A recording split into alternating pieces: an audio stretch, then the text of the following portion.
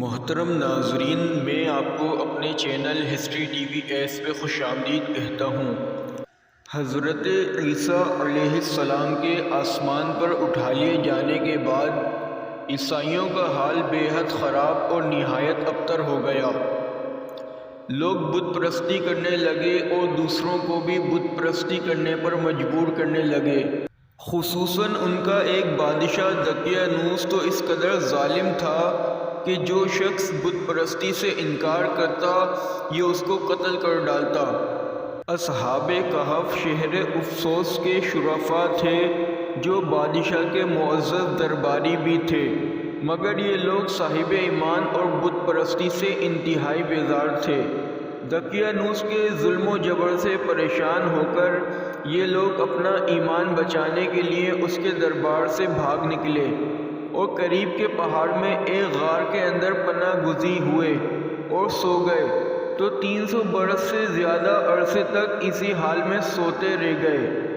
دقیانوس نے جب ان لوگوں کو تلاش کرایا اور اس کو معلوم ہوا کہ یہ لوگ غار کے اندر ہیں تو وہ بے حد ناراض ہوا اور فرط غیظ و غضب میں یہ حکم دے دیا کہ غار کو ایک سنگین دیوار اٹھا کر بند کر دیا جائے تاکہ یہ لوگ اسی میں رہ کر مر جائیں اور وہی غار ان لوگوں کی قبر بن جائے۔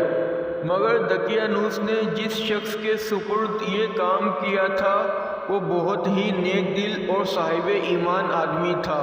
اس نے اصحاب کہف کے نام، ان کی تعداد اور ان کا پورا واقعہ ایک تختی پر کندہ کرا کر تانبے کے صندوق کے اندر رکھ کر دیوار کی بنیاد میں رکھ دیا اور اسی طرح کی ایک تختی شاہی خزانے میں بھی محفوظ کرا دی۔ کچھ دنوں کے بعد دقیانوس بادشاہ مر گیا اور سلطنتیں بدلتی رہیں، یہاں تک کہ ایک نیک دل اور انصاف پرور بادشاہ جس کا نام بیدروس تھا تخت نشین ہوا، جس نے 68 سال تک بہت شان و شوکت کے ساتھ حکومت کی۔ اس کے دور میں مذہبی فرقہ بندی شروع ہو گئی اور بعض لوگ مرنے کے بعد اٹھنے اور قیامت کا انکار کرنے لگے۔ قوم کا یہ حال دیکھ کر بادشاہ رنج و غم میں ڈوب گیا اور وہ تنہائی میں ایک مکان کے اندر بند ہو کر خداوند قدوس عز و جل کے دربار میں نہایت بے قراری کے ساتھ گریہ وزاری کر کے دعائیں مانگنے لگا کہ یا اللہ عز و جل کوئی ایسی نشانی ظاہر فرما دے تاکہ لوگوں کو مرنے کے بعد زندہ ہو کر اٹھنے اور قیامت کا یقین ہو جائے۔ بادشاہ کی یہ دعا مقبول ہو گئی اور اچانک بکریوں کے ایک چرواہے نے اپنی بکریوں کو ٹھہرانے کے لیے اسی غار کو منتخب کیا اور دیوار کو گرا دیا۔ دیوار گرتے ہی لوگوں پر ایسی ہیبت و دہشت سوار ہو گئی کہ دیوار گرانے والے لرزہ بر اندام ہو کر وہاں سے بھاگ گئے اور اصحاب کہف بحکم الہی اپنی نیند سے بیدار ہو کر اٹھ بیٹھے اور ایک دوسرے سے سلام و کلام میں مشغول ہو گئے اور نماز بھی ادا کر لی۔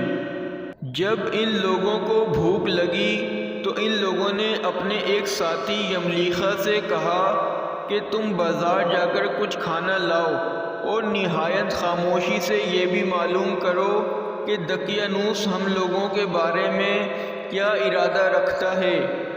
یملیخا غار سے نکل کر بازار گئے اور یہ دیکھ کر حیران رہ گئے کہ شہر میں ہر طرف اسلام کا چرچا ہے اور لوگ اعلانیہ حضرت عیسیٰ علیہ السلام کا کلمہ پڑھ رہے ہیں۔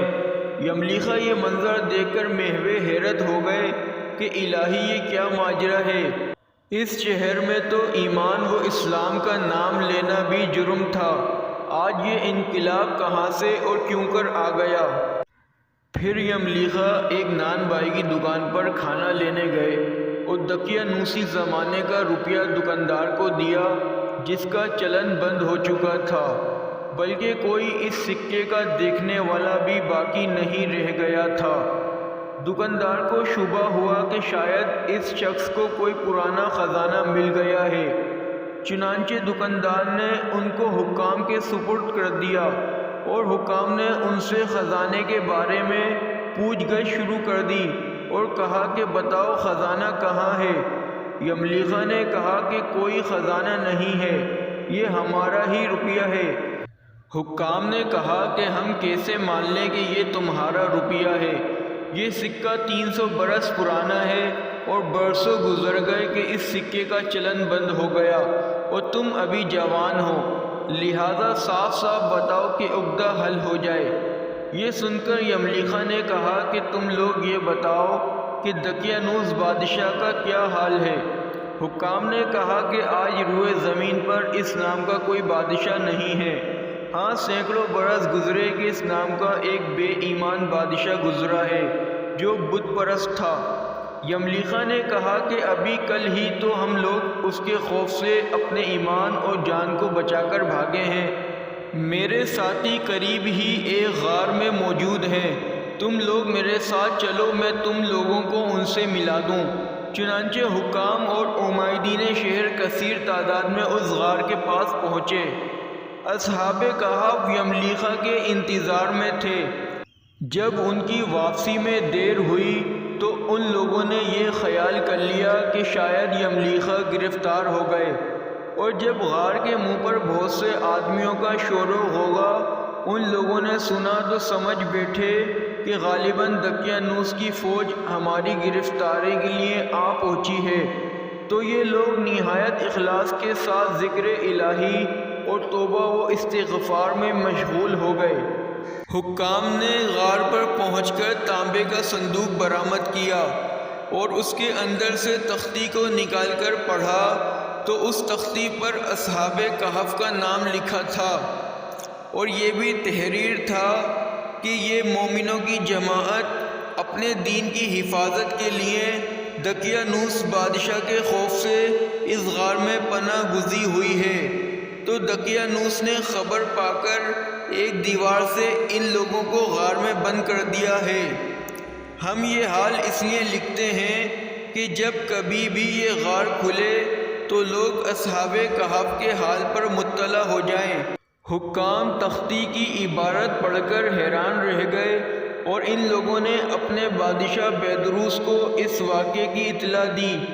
فوراً ہی بیدروس بادشاہ اپنے امراء اور عمائدین شہر کو ساتھ لے کر غار کے پاس پہنچا تو اصحاب کہف نے غار سے نکل کر بادشاہ سے معانقہ کیا اور اپنی سرگزشت بیان کی۔